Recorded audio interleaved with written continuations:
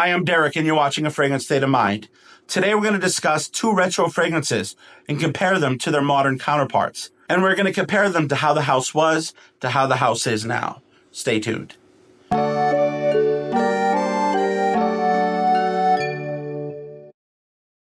So the first fragrance we're going to discuss is this little one, Paco Rabanne Pour Homme. Now, as you can see, Paco Rabanne Pour Homme the bottle is green. It has the retro P on it, which is the old Paco Rabanne logo. And it's a pretty basic, simple bottle. It has the atomizer attached to the top. It does not come off. The atomizer is right there.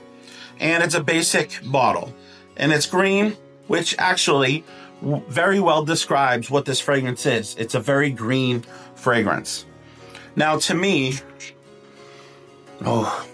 this smells soapy clean.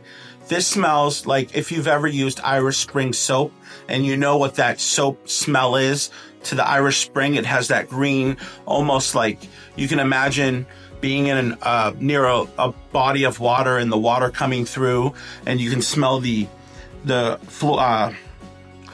smell the grass and the trees around it. That's what this smells like. It really reminds me of an Irish Spring bar of soap. I'm going to put a little bit on this hand, and we're going to smell it. Now, what really stands out with this fragrance is the oak moss.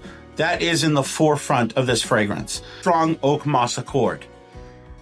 Also, what you pick up is that herbalness, that greenness that comes from just the lavender, and not a powdery lavender, not a sweet lavender, but a very manly lavender. It's a really solid fragrance. It doesn't last super long on the skin, but it smells really, really good. This is very retro. It came out right around 1973, 1974, somewhere in that ballpark, and it still stands the test of time. I think it's a great fragrance for a lot of people that, want to smell manly, that want to smell fresh and clean, and, that can hold up to a different kind of, that don't want to smell like that mass appealing sweet or powdery kind of fragrance. They want something a little different, a little more unique, a little more timeless. That's what I think this fragrance does. So let's compare it to its modern counterpart. Let's compare it to the 1 Million Parfum. Now, 1 Million Parfum is a twist on that Paco Rabanne 1 Million. It is a complete different scent than what you get in Paco Rabanne Pour Homme. This is sweet, slightly bubblegummy. Like I said, emphasis on the sweet, flowery kind of bubblegumminess that it has.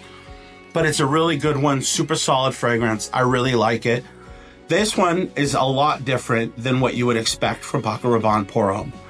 And a lot of the 1 Million fragrances, even though 1 Million was introduced quite a long time ago, the newer fragrances are more mass appealing and modern to the modern nose. This is more for teenagers, younger kids, where the Paco Rabanne Pour Homme is for the older crowd. You're talking 40s, 50s. Back in the day when it first came out, anyone was wearing Paco Rabanne Pour Homme. But nowadays it's more for the older aged people. I definitely think this is a great one. I think Paco Rabanne Pour Homme is a great one. If you are interested in the house, you should definitely respect its elders compared to the more modern twist. So this is Givenchy Pie. Now, Givenchy Pie came out somewhere around 1998 or so, and is a gorgeous vanilla almond fragrance. This is what you would call a retro, once again, manly. This one has a little bit of sweetness. Smells super good. Once again, this has been reformulated, so it doesn't have the lasting power that the OG bottle would have had, but it still smells great. I've seen a lot of people talk about this one, and the bottle is gorgeous. Doesn't have a lid, it just has this little flipper thing right here. It has kind of like design on the back.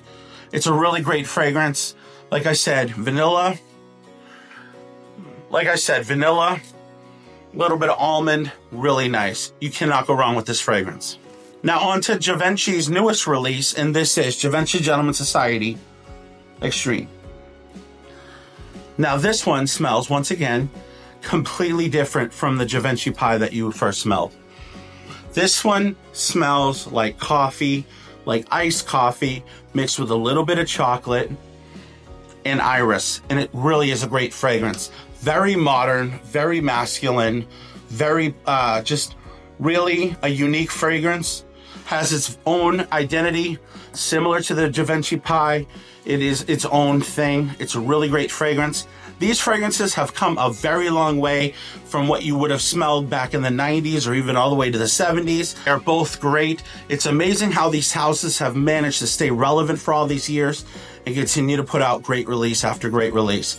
I appreciate all these two fragrance houses do, and I hope you guys do too. Anyway, thank you guys so much for taking this fragrance journey with me today. I appreciate you all.